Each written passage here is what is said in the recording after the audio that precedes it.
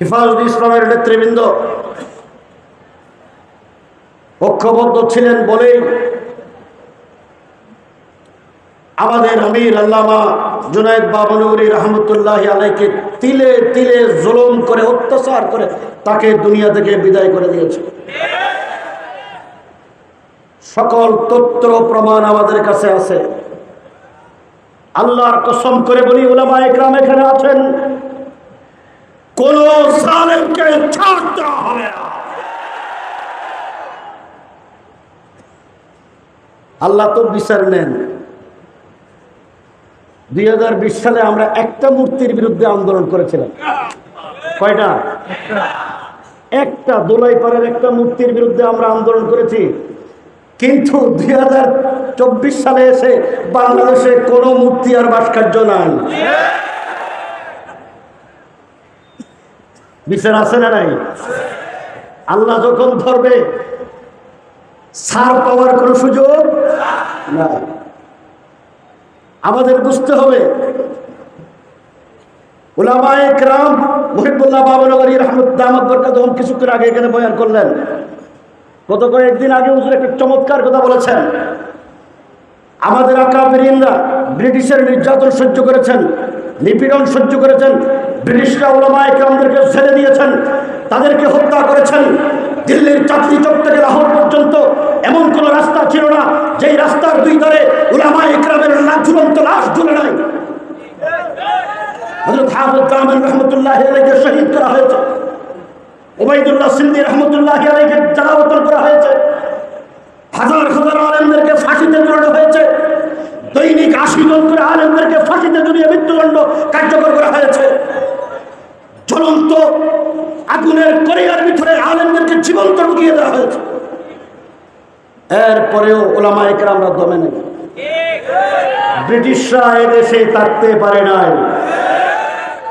পাকিস্তান স্বাধীন হওয়ার পর উলামায়ে কেরামের রক্তের বিনিময়ে পাকিস্তান স্বাধীন হয়েছে।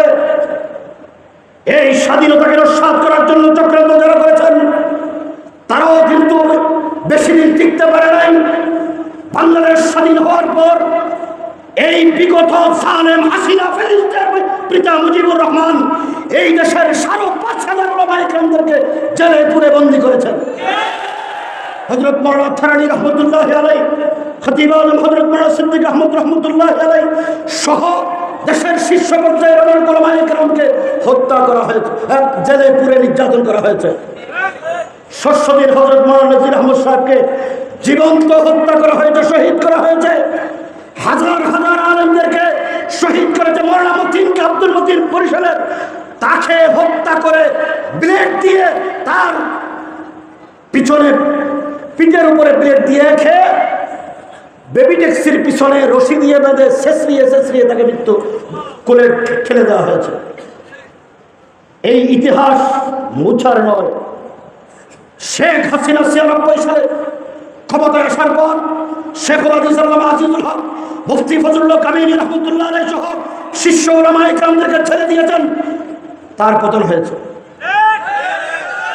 তার বাবা উলামায়ে কেরামদেরকে নির্যাতন নিপীড়ন করেছেন, এমন পতন হয়েছে এই দেশের মানুষ ইন্নালিল্লাহ পড়ে না। শেখ হাসিনা নবীর আশেকদের উপরে নির্বিচারে গুলি করেছে শাপলা চত্বরে। দৈনিক যুগান্তর 12 মে 2013 সালে লিড নিউজ করেছে ১,৫৪,০০০ গুলি এই দেশের আশিকে রাসূল, নবী প্রেমিক তৌহিদি জনতা, হাফেজ, আলেম, মুহাদ্দিস, মুফাসসিরদের বুকে বিদ্ধ করেছে। এরপরে সেই এই রক্ত পিপাসু সেই কাল নাগিনীর ঘুম আসে নাই। 2021 সালে বিনা কারণে একজন খুনি কসাই মোদিকে সন্তুষ্ট করার জন্য এই দেশের সূর্য সন্তান নবীর ওয়ারিস উলামায়ে কেরামদেরকে ২১০০ আলেমদেরকে মিথ্যা মামলায় কারাগারে বন্দী করেছে। আল্লাহু আকবার। বাংলাদেশ জিন্দাবাদ, জিন্দাবাদ। শাস্তি ব্যবস্থা এই বাংলায় হবে না।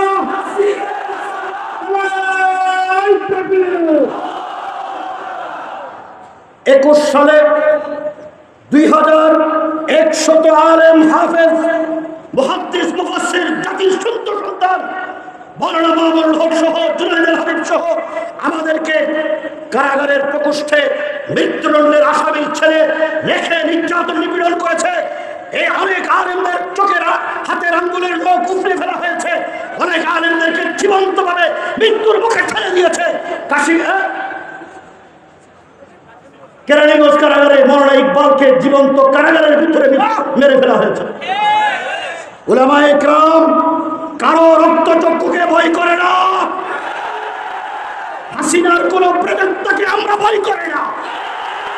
প্রতিটা হত্যাকাণ্ডের বিচার হবে, এই বিচারের জন্য প্রয়োজনে আরেকবার লড়াই করবো, আরেকবার লড়াই করবো। আল্লাহু আকবার।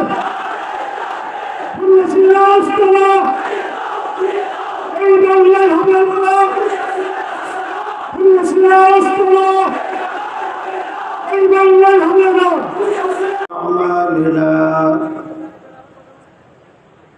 من يهده الله فلا مضل له ومن يضلله فلا هادي له ونشهد أن لا إله إلا الله وحده لا شريك له ونشهد أن سيدنا وسندنا وحبيبنا ومولانا محمد المبعوث إلى الأسود والأحمر لتتميم مكارم الأخلاق صلى الله تعالى عليه وعلى آله وأصحابه وبارك وسلم تسليما كثيرا. أما بعد فأعوذ بالله من الشيطان الرجيم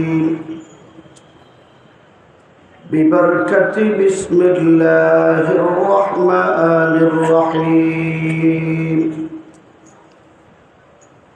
أحسب الناس أن يتركوا أن يقولوا آمنا وهم لا يفتنون. وقال النبي عليه الصلاة والسلام أشد الناس بلاء الأنبياء ثم الأمثل فالأمثل أو كما قال النبي عليه الصلاة والسلام. সবাই দরুদ শরীফ পড়ি। আল্লাহুম্মা সাল্লি আলা মুহাম্মাদ ওয়া আলা আলি মুহাম্মাদ কামা সাল্লাইতা আলা ইব্রাহিম ওয়া আলা আলি ইব্রাহিম ইন্নাকা হামিদুম মাজিদ. আল্লাহুম্মা বারিক আলা মুহাম্মাদ وعلى آل محمد كما باركت على إبراهيم وعلى آل إبراهيم إنك حميد مجيد.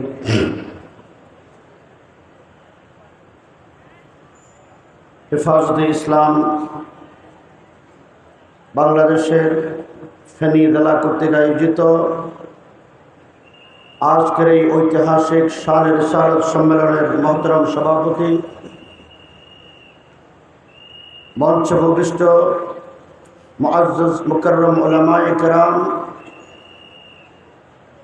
ফেনী জেলা হেফাজতের সম্মানিত নেতৃবৃন্দ,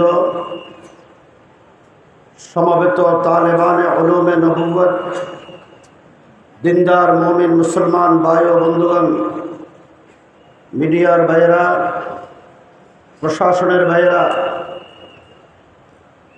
এবং হেফাজতের শুভাকাঙ্ক্ষী সুধীমণ্ডলী, মহান রব্বুল ইজ্জতের দরবারে কালিমাতুশ শুকর আদায় করি যে দীর্ঘ 16টি বছর আমরা যে নির্যাতন, নিপীড়ন, যে অত্যাচার, জুলুমের শিকারে পরিণত হয়েছিলাম,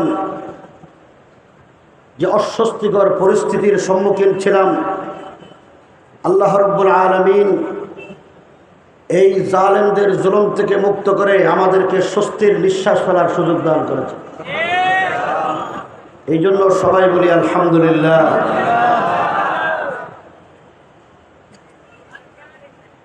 হেফাজতে ইসলাম ফেনীর ঐতিহাসিক এই মিজান ময়দানে 2010 সাল থেকে শান রিসালাত সম্মেলনের ধারাবাহিক কর্মসূচি প্রতি বছর পালন করে আসছে। হেফাজতের প্রতিষ্ঠা লগ্ন থেকে আমাদের আমির শেখুল ইসলাম আল্লামা শাহ আহমদ শফি রহমতুল্লাহ আলাইহি, হেফাজতের মহাসচিব কায়েদ মিল্লাত আল্লামা জুনায়েদ বাবুনগরী রহমতুল্লাহ আলাইহি প্রতি বছর এই স্টেজে ছিলেন। আপনাদের ফেনীর কৃতি সন্তান হেফাজতের সাধারণ সম্পাদক হযরত মাওলানা মুফতি রহিমুল্লাহ কাসেমী নব্বরাল্লাহু মারকাদাহু আজকে কয়েক বছর থেকে তিনি নাই।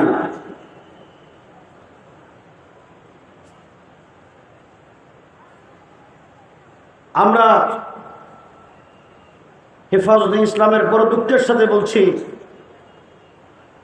আমাদের আমির আল্লামা শাহ আহমদ শফি রহমতুল্লাহ আলাইহির ইন্তেকালের পর আল্লামা জুনায়েদ বাবুনগরীর নেতৃত্বে দেশের উলামায়ে কিরাম দেশে ইসলামী বিপ্লবের স্বপ্ন দেখছিলেন, কিন্তু এই দেশে ইসলাম প্রতিষ্ঠা হোক, এদেশে ন্যায় ও ইনসাফ ভিত্তিক শাসন প্রতিষ্ঠা হোক, এদেশে আল্লাহর দুশমনদের, সাতম রাসূলদের শাস্তির বিধান কায়েম হোক, এক শ্রেণীর নামধারী মুসলমানরা তা সহ্য করে নাই। এবং তাদের যারা প্রভু, তাদেরকে যারা ক্ষমতায় রাখার জন্য দেশের মানুষের উপরে, উলামায়ে কিরামের উপরে, নায়েব রাসূলদের উপরে, তালেবে ইলমদের উপরে, দিনদার মুত্তাকি ইসলামের পক্ষে যে সমস্ত শক্তি কথা বলে তাদের নির্যাতন, নিপীড়ন করার জন্য বর্ডারের ওই পারের দাদা বাবুরা তাদেরকে সহযোগিতা করেছে, তাদের পাশে ছিল, তাদেরকে ইন্ধন জুগিয়েছে।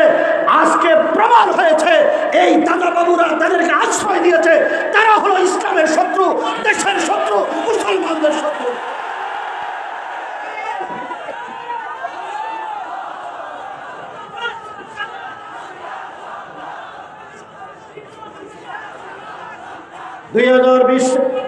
বিশ সালে 15 ফেব্রুয়ারি হেফাজতের কাউন্সিল অধিবেশনে আল্লামা জুনায়েদ বাবুনগরীর নেতৃত্বে সর্বস্তরের উলামায়ে কিরাম সমস্ত ভেদাভেদ বলে ঐক্যবদ্ধ হয়েছে। আমরা আশান্বিত ছিলাম আল্লাহ রাব্বুল আলামিন বহুদিন পর দেশের উলামায়ে কিরামদেরকে এক কাতারে নিয়ে আসতে সক্ষম হয়েছিলেন। ষড়যন্ত্র নানা দিক থেকে চলছিল, এই ঐক্য কিভাবে ভাঙা যায়। সকল ষড়যন্ত্রের জাল ছিন্ন করে, গোয়েন্দা সংস্থাদের রক্তচক্ষুকে উপেক্ষা করে আমাদের জীবনকে আমরা বিলীন করে দেওয়ার শপথ নিয়ে উলামায়ে কিরামের ঐক্যকে অটুট রাখার চেষ্টা করেছি। এই জালেমরা তা সহ্য করতে পারেনি। হেফাজতে ইসলামের নেতৃবৃন্দ ঐক্যবদ্ধ ছিলেন বলেই আমাদের আমির আল্লামা জুনায়েদ বাবনগরী রহমতুল্লাহ আলাইকে তিলে তিলে জুলুম করে অত্যাচার করে তাকে দুনিয়া থেকে বিদায় করে দিয়েছে। সকল তথ্য প্রমাণ আমাদের কাছে আছে। আল্লাহর কসম করে বলি, উলামায়ে কেরাম এখানে আছেন, কোন জালেমকে ছাড় দেওয়া হবে না। আল্লাহ তো বিচার নেন। 2020 সালে আমরা একটা মূর্তির বিরুদ্ধে আন্দোলন করেছিলাম। কয়টা? একটা দোলাইপাড়ার একটা মূর্তির বিরুদ্ধে আমরা আন্দোলন করেছি। কিন্তু 2024 সালে এসে বাংলাদেশে কোনো মূর্তি আর ভাস্কর্য নাই। বিচার আছে না নাই? আল্লাহ যখন ধরবে ছাড় পাওয়ার কোনো সুযোগ নাই। আমাদের বুঝতে হবে, উলামায়ে কেরাম মুহিবুল্লাহ বাবনগরী রাহমাতুল্লাহ বরকাতুহুম কিছুক্ষণ আগে এখানে বয়ান করলেন। গত কয়েকদিন আগে হুজুর একটা চমৎকার কথা বলেছেন। আমাদের আকাবিরিনরা ব্রিটিশের নির্যাতন সহ্য করেছেন, নিপীড়ন সহ্য করেছেন। ব্রিটিশরা উলামায়ে কেরামদেরকে ছেড়ে দিয়েছেন, তাদেরকে হত্যা করেছেন। দিল্লির চাঁদনি চক থেকে লাহোর পর্যন্ত এমন কোন রাস্তা ছিল না যেই রাস্তার দুই ধারে উলামায়ে কেরামের ঝুলন্ত লাশ ঝুলে নাই। হযরত হাফেজ কামাল রহমতুল্লাহ আলাইহিকে শহীদ করা হয়েছে, ওবাইদুল্লাহ সিন্দি রহমতুল্লাহ আলাইহিকে জ্বালাওতন করা হয়েছে, হাজার হাজার আলেমদেরকে ফাঁসিতে ঝুলানো হয়েছে, দৈনিক 80 জন করে আলেমদেরকে ফাঁসিতে ঝুলিয়ে মৃত্যুদণ্ড কার্যকর করা হয়েছে। জ্বলন্ত আগুনের করিয়ার ভিতরে আলেমদেরকে জীবন্ত ঢুকিয়ে দেওয়া হয়েছে। এরপরেও উলামায়ে কেরামরা দমে নেই। ব্রিটিশরা এদেশে থাকতে পারে নাই। পাকিস্তান স্বাধীন হওয়ার পর উলামায়ে কেরামের রক্তের বিনিময়ে পাকিস্তান স্বাধীন হয়েছে। এই স্বাধীনতাকে নস্যাৎ করার জন্য চক্রান্ত যারা করেছেন তারাও কিন্তু বেশি দিন টিকতে পারে নাই। বাংলাদেশ স্বাধীন হওয়ার পর এই বিগত জালেম হাসিনা ফ্যাসিস্টের পিতা মুজিবুর রহমান এই দেশের ৫,৫০০ উলামায়ে কেরামদেরকে জেলে পুরে বন্দী করেছেন। হযরত মাওলানা থারানী রহমতুল্লাহ আলাইহি, খতিব আজম হযরত মাওলানা সিদ্দিক আহমদ রহমতুল্লাহ আলাইহি সহ দেশের শীর্ষ পর্যায়ের অনেক উলামায়ে কেরামকে হত্যা করা হয়েছে, জেলে পুরে নির্যাতন করা হয়েছে। শস্যদিন হযরত মাওলানা নজির আহমদ সাহেবকে জীবন্ত হত্যা করা হয়েছে, শহীদ করা হয়েছে। হাজার হাজার আলেমদেরকে শহীদ করেছে। মাওলানা মতিনকে, আব্দুল মতিন বরিশালের, তাকে হত্যা করে ব্লেড দিয়ে তার পিছনে পিঠের উপরে ব্লেড দিয়ে খেয়ে বেবি ট্যাক্সির পিছনে রশি দিয়ে বেঁধে ছেঁচড়িয়ে ছেঁচড়িয়ে তাকে মৃত্যু কোলে ঠেলে দেওয়া হয়েছে। এই ইতিহাস মুছার নয়। শেখ হাসিনা ৯৬ সালে ক্ষমতায় আসার পর শেখুল হাদিস আল্লামা আজিজুল হক, মুফতি ফজলুল্লাহ কামিনী রহমতুল্লাহ আলাইহি সহ শিষ্য উলামায়ে কেরামদেরকে ছেড়ে দিয়েছেন। তার পতন হয়েছে। তার বাবা উলামায়ে কেরামদেরকে নির্যাতন নিপীড়ন করেছেন, এমন পতন হয়েছে এই দেশের মানুষ ইন্না লিল্লাহি পড়ে নাই। শেখ হাসিনা নবীর আশেকদের উপরে নির্বিচারে গুলি করেছে শাপলা চত্বরে। দৈনিক যুগান্তর 12 মে 2013 সালে লিড নিউজ করেছে ১,৫৪,০০০ গুলি এই দেশের আশেকের রাসূল, নবী প্রেমিক তৌহিদি জনতা, হাফেজ, আলেম, মুহাদ্দিস, মুফাসসিরদের বুকে বিদ্ধ করেছে। এরপরে সেই এই রক্ত পিপাসু সেই কাল নাগিনীর ঘুম আসে নাই। 2021 সালে বিনা কারণে একজন খুনি কসাই মোদিকে সন্তুষ্ট করার জন্য এই দেশের সূর্য সন্তান নবীর ওয়ারিস উলামায়ে কেরামদেরকে ২১০০ আলেমদেরকে মিথ্যা মামলায় কারাগারে বন্দী করেছে। আল্লাহু আকবার। বাংলাদেশ জিন্দাবাদ, জিন্দাবাদ। শাস্তিকে আস্তানা এই বাংলায় হবে না।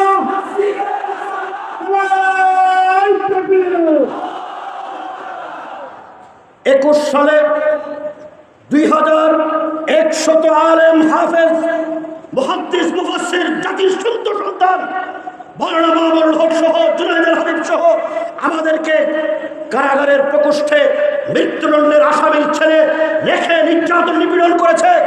এই অনেক আলেমদের চোখের হাতের আঙ্গুলের নখ উপড়ে ফেলা হয়েছে, অনেক আলেমদেরকে জীবন্তভাবে মৃত্যুর মুখে ঠেলে দিয়েছে। কেরানীগঞ্জ কারাগারে মাওলানা ইকবালকে জীবন্ত কারাগারের ভিতরে মেরে ফেলা হয়েছে। উলামায়ে কেরাম কারো রক্তচক্ষুকে ভয় করে না, হাসিনার কোন প্রেতাত্মাকে আমরা ভয় করি না। প্রতিটি হত্যাকাণ্ডের বিচার হবে, এই বিচারের জন্য প্রয়োজনে আরেকবার লড়াই করব, আরেকবার লড়াই করব। আল্লাহু আকবার।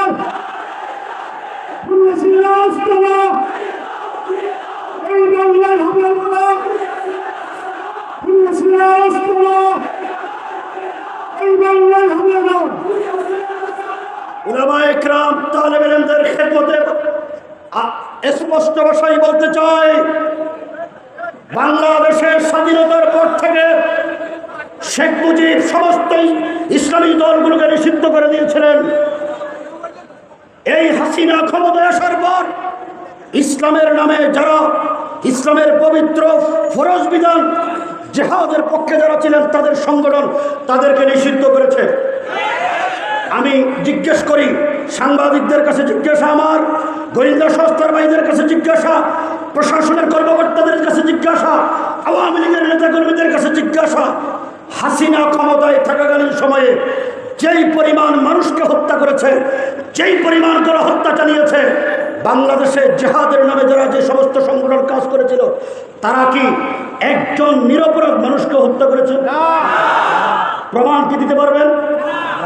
এই সংগঠনগুলোকে শুধুমাত্র ইসলামের পক্ষের কথা বলার কারণে সন্ত্রাসী আখ্যায়িত করে তাদেরকে নিষিদ্ধ করা হয়েছিল। যদি সন্ত্রাসী কর্মকাণ্ডের কারণে তারা নিষিদ্ধ হতে পারে, তারা করেছে আমাদের হিসাব মতে এখানে বাংলাদেশে আওয়ামী লীগ সন্ত্রাস করেছে 16 আনা। তারা কোনো রকম কোনো মিস ইনফরমেশনের কারণে যদি কোনো হত্যাকাণ্ডের সংঘটিত হয় তারা বিচারের মুখোমুখি হবেন, কিন্তু আওয়ামী লীগ এদেশে একজন দুজন নয়, হাজার হাজার মানুষদেরকে হত্যা করেছে। সুতরাং ছোটখাটো সন্ত্রাসের কারণে যদি এরা নিষিদ্ধ হতে পারে, আওয়ামী লীগ সারা ক্ষমতায় থাকাকালীন সময়ে যতগুলো সন্ত্রাসী কর্মকাণ্ড করেছে আওয়ামী লীগকে ততবার নিষিদ্ধ করতে হবে। যত হত্যাকাণ্ড হয়েছে, এই সমস্ত হত্যাকাণ্ডের জন্য এই দেশে উলামায়ে কেরামের দাবি হলো, হেফাজতের দাবি হলো, ৭৭ গণহত্যার কারণে, ২১ সালের গণহত্যার কারণে আওয়ামী লীগকে নিষিদ্ধ করতে হবে। আমাদের সূর্য সন্তান পিডিআর হত্যাকাণ্ডের কারণে আওয়ামী লীগকে নিষিদ্ধ করতে হবে, তাদেরকে এনে ধরে এনে ফাঁসির মঞ্চে ঝুলাইতে হবে।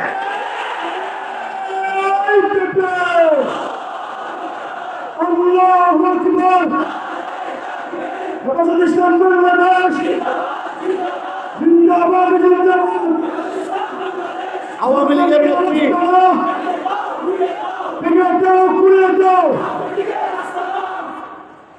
আমরা অনেক সবর করেছি, ধৈর্য ধারণ করেছি।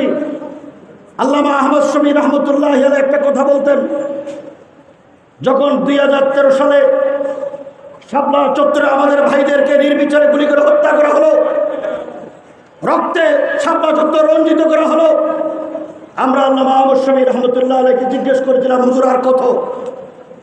হুজুর বললেন, সবর করো, খবর হবে। হুজুরের জবানের কথা, সবর করো, বলেন খবর হবে। এমন খবর হয়েছে, যেই নেত্রী বলেছিলেন শাপলা চত্বরে হেফাজতিরা রং মেখে শুয়েছিল, তার মন্ত্রী বলছিল হেফাজত সুবহানাল্লাহ পড়তে পড়তে পালাই গেছে। মনে আছে না নাই? আলহামদুলিল্লাহ, হেফাজত আছে না নাই? আরো জোর করেন, হেফাজত আছে না নাই? হেফাজত আছে, হেফাজত থাকবে। তোমাদেরকে বলি, তোমাদের নেত্রী এদেশ থেকে নিজের পরনের কাপড় ছাড়া আর কিছু নিয়ে যেতে পারে না, চোরের মতো পালিয়ে গেছে।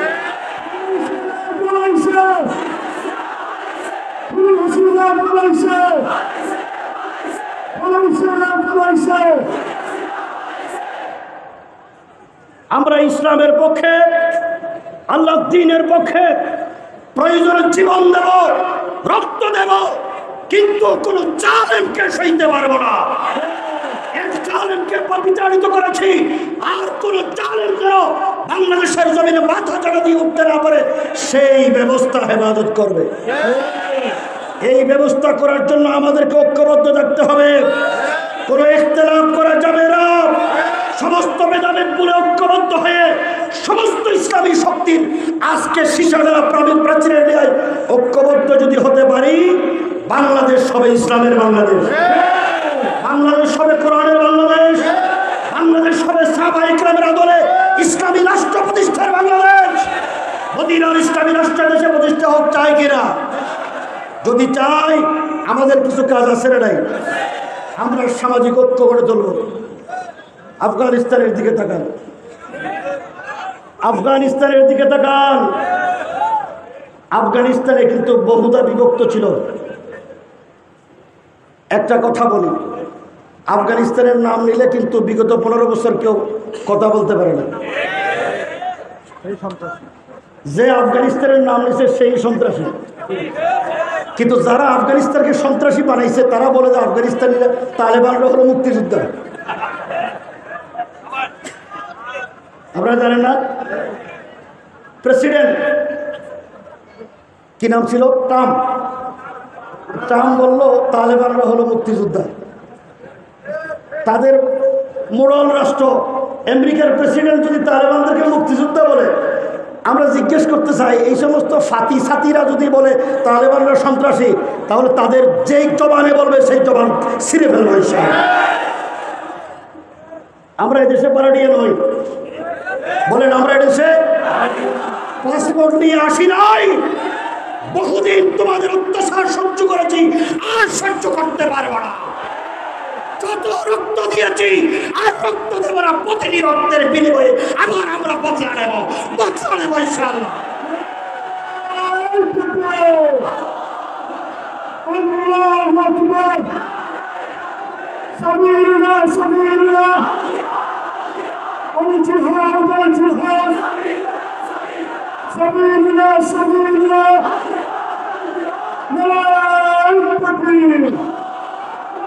আফগানিস্তানের দিকে তাকান।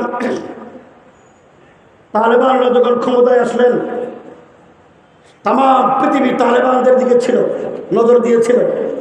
যে মোল্লারা, যাদের পরনে ভালো জামা নাই, পরনে পায়ের তলায় ভালো স্যান্ডেল নাই, জুতা নাই, আধুনিক রাষ্ট্রবিজ্ঞান তারা পড়ে নাই, কোনো সমরাস্ত্র তাদের কাছে নাই, ট্রেনিং নাই, এরা কি রাষ্ট্র চালাবে?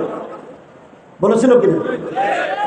আমরাও মনে করছিলাম তালেবানরা বেশি দিন টিকবে না, কিন্তু তালেবান যারা, তারা কারা আমাদের বুঝতে ভুল হয়েছে। সেটা হলো যারা, আমি কিছুদিন আগে টাইমস অফ ইন্ডিয়ার একটা পত্রিকায় একটা নিউজ পড়েছি। তারা লিখেছেন তালেবানরা দুইটা পরাশক্তিকে পরাজিত করেছেন। একটা হলো সোভিয়েত ইউনিয়ন, রাশিয়া, রাশিয়াকে পরাজিত করে তারা ক্ষমতায় এসেছেন। আরেকটা হলো পৃথিবীর বর্তমান মোড়ল রাষ্ট্র আমেরিকা। এই আমেরিকাকে দুইটা পরাশক্তি, দুইটা বিশ্বের সন্ত্রাসী রাষ্ট্রকে পরাজিত করে তালেবানরা ক্ষমতায় এসেছে। ঠিক না? তো যারা বড়দেরকে পরাজিত করতে পারে তারাই তো বড়। কথা বুঝেন ভালো করে? দুই পরাশক্তিকে যারা পরাজিত করেছেন তারাই তো পরাশক্তি। বর্তমান পৃথিবীতে তালেবানরা আক্ষরিকভাবে নয়, বাস্তবে পরাশক্তি। কিভাবে পরাশক্তি? ক্ষমতায় আসলেন মাত্র 2 বছর, কয় মাস? আগস্ট, সেপ্টেম্বর, অক্টোবর, 2 বছর 3 মাস। 2 বছর 3 মাসে আফগানিস্তানে কোনো গন্ডগোলের খবর পাওয়া গেছে? আমাদের দেশে, পৃথিবীতে বিভিন্ন সাংবাদিকরা আছে, তাদের মাথা খারাপ। আফগানিস্তানের তালেবানরা এত সুন্দরভাবে রাষ্ট্র চালায় কিভাবে? এই মাথা খারাপ হয়ে যাওয়ার পর পাকিস্তানের জিও টিভির সিও হামিদ মির তিনি আফগানিস্তানে গেলেন। যাওয়ার পরে আফগানিস্তানের তালেবানরা এত সুন্দরভাবে রাষ্ট্র কিভাবে চালাচ্ছেন, অর্থনৈতিক সমৃদ্ধি কিভাবে অর্জন করলেন, নতুন নতুন গাড়ি, বিভিন্ন উৎপাদনমুখী প্রোডাক্টিভিটি কর্মকাণ্ডে তারা কিভাবে জড়িত হলেন, এইটা যাচাই বাছাই করার জন্য হামিদ মীর আফগানিস্তানে গিয়ে গবেষণা করতে লাগলেন। তিনি লিখেছেন, আমি আফগানিস্তানের তালেবানদের সফলতার দুইটা দিক পেয়েছি। এক নম্বর হলো আফগানিস্তানের তালেবানদের মধ্যে গ্রুপিং আছে, মুজাহিদিনদের মধ্যে গ্রুপিং ছিল 17-18টা গ্রুপ, বড় বড় গ্রুপ, ছোট ছোট গ্রুপ। আমাদের দেশে যেমন বড় বড় ইসলামী দল, ছোট ছোট ইসলামী দল আছে, আফগানিস্তানেও এরকম বড় বড় মুজাহিদিনদের দল, সংগঠন, ছোট ছোট সংগঠন আছে, সব মিলে 17-18টা। হামিদ মীর তিনি গবেষণা করে বের করলেন আফগানিস্তানের তালেবানরা সর্বপ্রথম করেছে সমস্ত মুজাহিদিনদের সাথে মুসালেহাত করেছেন, ঐক্যবদ্ধ সিদ্ধান্ত নেওয়ার ক্ষেত্রে তারা ঐক্য স্থাপন করেছেন, ইত্তেহাদ কায়েম করেছেন। দ্বিতীয় নম্বর হলো আমাদের দেশে যেমন উলামায়ে কেরামদের মধ্যে বিভক্তি আছে, মুসলমানদের মধ্যে বিভিন্ন ফিরকা আছে, আহলে হাদিস আছে, দেওবন্দি আছে, বেরলভী আছে, জামাত ইসলামী আছে, তারপরে শিয়া, আমাদের দেশে শিয়া এরকম নাই, কিন্তু আফগানিস্তানে শিয়া আছে, শিখ আছে। হামিদ মীর লিখলেন যে আফগানিস্তানের তালেবানদের সফলতার দুইটা দিক। এক নম্বর হলো তারা মুজাহিদদের সাথে সিয়াসি ইত্তেহাদ করেছে। দ্বিতীয় নম্বর হলো তারা সমস্ত ফিরকার উলামায়ে ইকরাম নেতাদের সাথে মাযহাবী ইত্তেহাদ করেছে। কয়টা? একটা হলো সিয়াসি ইত্তেহাদ, আরেকটা হলো মাযহাবী ইত্তেহাদ। এই দুই ইত্তেহাদ হওয়ার কারণে, সিয়াসি ইত্তেহাদ হওয়ার কারণে মুজাহিদিনরা কোনো ভাগাভাগিতে নাই, কোনো মারামারিতে নাই। মাযহাবী ইত্তেহাদ হওয়ার কারণে সামাজিকভাবে কোনো ফিতনা ফাসাদ নেই। কথা ঠিক না বেঠিক? আফগানিস্তানে স্থিতিশীলতার জন্য হামিদ মীরের গবেষণা অনুযায়ী দুইটা কাজ তারা করেছেন, সিয়াসি ইত্তেহাদ, মাযহাবী ইত্তেহাদ। আমি আপনাদেরকে জিজ্ঞেস করি, আমাদের ভুলে গেলে চলবে না, 15 বছর আমরা কিন্তু কথা বলতে পারিনি। 15 বছর আমরা রক্ত দিয়েছি, হেফাজতে ইসলাম রক্ত দিয়েছে, উলামায়ে ইকরাম রক্ত দিয়েছে, তালেবানরা রক্ত দিয়েছে, মুসলমানরা রক্ত দিয়েছে, নবীর আশিকরা রক্ত দিয়েছে। এভাবে কি আমরা শুধু রক্ত দিতেই থাকবো? বলেন, রক্ত দিতেই থাকবো না? রক্তের বিনিময়ে আল্লাহ পাকের দ্বীনের বিজয় আমাদের দরকার আছে, আছে না নাই?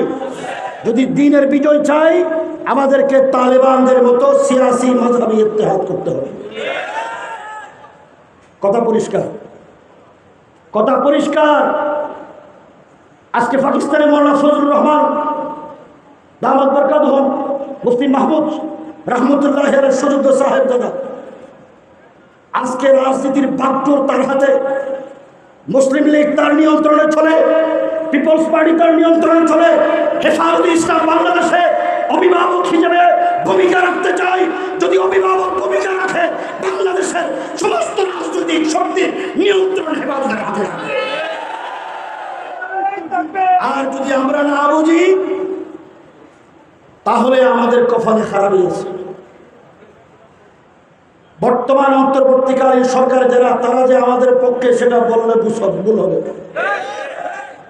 কারণ তারা যদি ইসলামের পক্ষে থাকতো, এই কয়েকদিন আগে যে শিক্ষা কমিশন করে বাতিল করেছেন, তারা সেই সিদ্ধান্ত নিত না। বাইতুল মুকাররমে যে দুর্ঘটনা ঘটেছে, তাদের যদি সঠিক সিদ্ধান্ত থাকতো, তাহলে এই দুর্ঘটনা ঘটতো না। কথা ঠিক কিনা?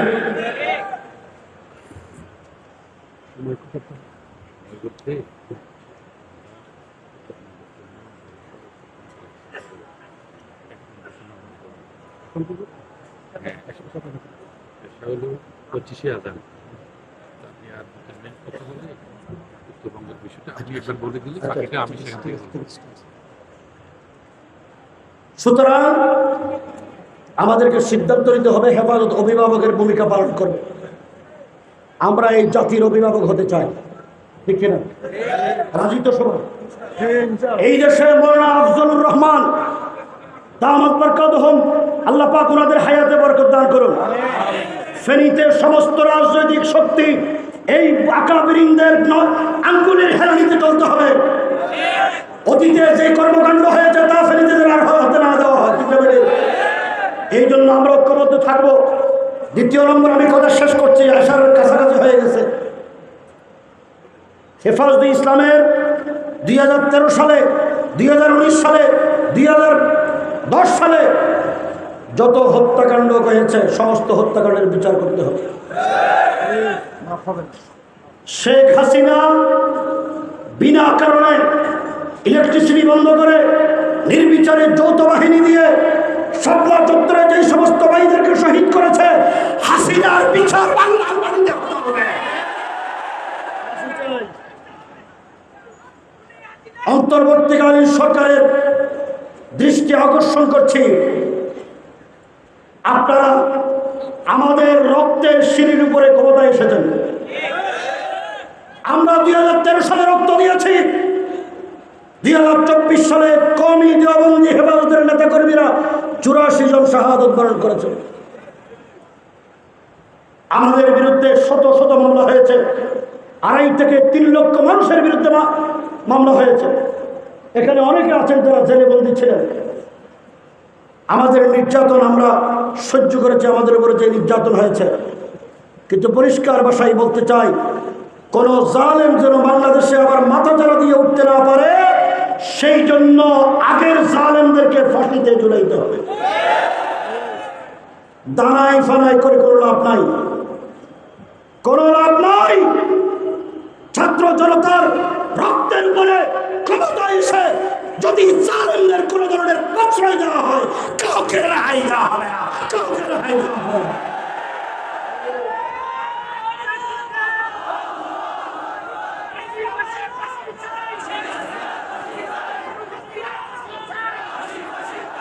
হেফাজতের 13 দফা শুনেন, উলামায়ে কেরামের খেদমতে আরজ করবো, হেফাজত কোনো গতানুগতিক সংগঠন নয়। হেফাজত প্রতিষ্ঠিত হয়েছে রাষ্ট্র শক্তির ইসলাম বিরোধী কর্মকাণ্ডের মোকাবেলা করার জন্য। আওয়ামী লীগ যখন সংবিধান থেকে আল্লাহর উপর আস্থা ও বিশ্বাস মুছে দিয়েছেন, কুদরতি খোদার নাস্তিকবাদী শিক্ষা কমিশন বাস্তবায়ন করতে চেয়েছেন, জাতিসংঘের সিভিল সনদের আদলে কোরআন সুন্নাহ বিরোধী নারী নীতিমালা বাস্তবায়ন করতে চেয়েছিলেন, এবং দেশের সূর্য সন্তান আলেমদেরকে কওমি মাদ্রাসাগুলোকে জঙ্গি প্রজনন কেন্দ্র আখ্যায়িত করে আন্তর্জাতিক বিশ্বের কাছে সন্ত্রাসী বানানোর যে ষড়যন্ত্র করেছিল, এই রাষ্ট্রযন্ত্রের রাষ্ট্র শক্তির হাসিনার এই চক্রান্তের মোকাবেলা করার জন্য হেফাজত প্রতিষ্ঠিত হয়েছে। সুতরাং হেফাজতকে সাধারণ কোনো অন্য সংগঠনের সাথে, রাজনৈতিক সংগঠনের সাথে তুলনা করলে হবে না। সৈয়দ আহমদ শহীদ নবী রহমতুল্লাহ জিহাদি আন্দোলন যে উদ্দেশ্যে, আল্লামা আহমদ শফির হেফাজত আন্দোলনের এই উদ্দেশ্য, এই আন্দোলনে রক্ত দিতে হবে। রাজি? রক্ত দিতে হবে, রাজি কিনা? আমাদের 13 দফা দাবি আদায় করার জন্য আমাদেরকে প্রয়োজনে আবারও শাপলা চত্বরে যেতে হবে, প্রয়োজনে সারা বাংলাদেশকে অচল করে দিতে হবে, কিন্তু হেফাজতের দাবি আদায় করে থাকতে হবে। কোন অবস্থাতে করে বসে থাকতে হবে না। বাংলাদেশের স্বাধীনতা সার্বভৌমত্বের উপরে যদি কোনো স্বপ্নের কুনজর পড়ে, পরিষ্কার ভাষায় বলি, হিন্দুস্তান হোক আর অন্য দেশ হোক, যে চোখ তুলে তাকাবে তার চোখ ফেলে ফেলবা। বাংলাদেশে উলামায়ে কেরাম রক্ত দিয়ে মেহনত করে জেল জুলুম স্বীকার করে আমরা রোদে পুড়ে চড়ে ভিজে পাকা হয়েছে, ঠিক কিনা? সুতরাং আমাদেরকে আর ভয় টয় থেকে লাভ নাই। হেফাজতের দাবি একটাই, নবীর দুশ্মনদের জন্য মৃত্যুদণ্ডের আইন পাশ করতে হবে। এই বর্তমান সরকারকে স্পষ্ট ভাষায় বলে দিতে চাই, নাস্তিকবাদী যে শিক্ষা কারিকুলামে দেশে আছে, তা হেফাজতের প্রস্তাবের আলোকে বিজ্ঞ উলামায়ে কেরামদেরকে নিয়ে নতুনভাবে সাজাইতে হবে। আপনারা একমত? দ্বিতীয় নম্বর কথা হলো, যেই সমস্ত উলামায়ে কেরাম শহীদ হয়েছেন, তাদের হত্যাকারীদেরকে ধরে গ্রেফতার করে, তাদের দোসর যারা, ইন্ধনদাতা যারা, হুকুমদাতা যারা, তাদের সবাইকে গ্রেফতার করে আইনের আওতায় আনতে হবে। এই দাবিগুলো বাস্তবায়ন করার জন্য ফেনীর মিজান ময়দান যেভাবে আজকে জেগেছে, আমরা কয়েকদিন আগে যশোর গিয়েছিলাম, 4 দিন আগে। ফেনীর মিজান ময়দান থেকে আল্লাহর কসম বহু গুণ বেশি মানুষ হবে। শুধু রাস্তার মানুষ যতটুকু মিজান ময়দানও ততটুকু নাই। মিজান ভাই ময়দানের ভাইদেরকে বলবো, গ্রামে গ্রামে হেফাজত কমিটি করতে হবে। গ্রামে গ্রামে দেশের মুসলমানদেরকে নিয়ে হেফাজতকে শক্তিশালী করতে হবে। পারবো তো ইনশাআল্লাহ? যদি আমরা শক্তি সঞ্চয় করতে পারি, বাংলাদেশ ওলামা ইকরামের আঙ্গুল হেলানিতে চলবে। আল্লাহ তাআলা হেফাজতকে শক্তিশালী করার তৌফিক দান করেন। নবীর দুশমন, আল্লাহর দুশমন, ওলামা ইকরামের দুশমনদেরকে আল্লাহ মোকাবেলা করার শক্তি দান করুন।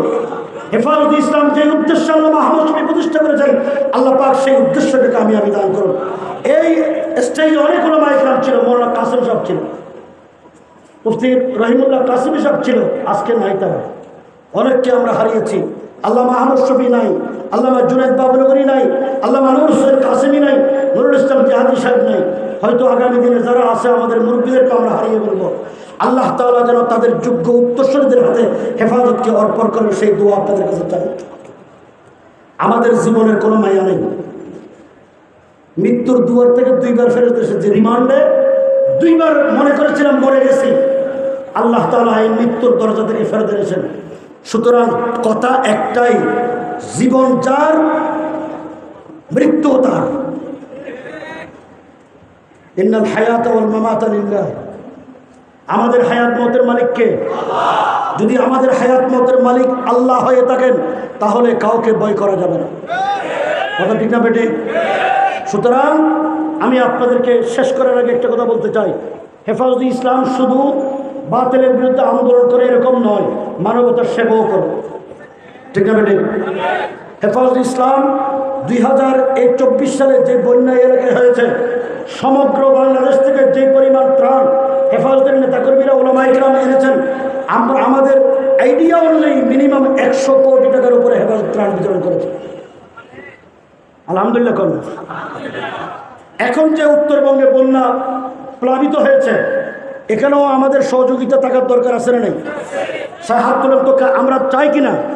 এই মানবতার পক্ষে, অসহায় দরিদ্র নিরন্ন মানুষের পক্ষে আমরা সহযোগিতা করবো তো ইনশাআল্লাহ? করবো তো? ওয়াদা? যারা হাত, সবার ডাইনে হাত উঠান, সবাই স্টেজে যারা আছেন সবাই নিয়ত করেন। যাদের পকেটে টাকা আছে তারাও পকেটে হাত দেন, যাদের পকেটে নেই তারাও হাত দেন। এই অসহায় দরিদ্র বন্যা কবলিত মানুষের জন্য যার পক্ষে যতটুকু সম্ভব আপনারা হাত দেন, আমিও দিচ্ছি। হাত দেন। আমাদের স্বেচ্ছাসেবক ভাইদের বলবো, আপনারা ভিতরে গিয়ে টাকা কালেকশন করে নেন।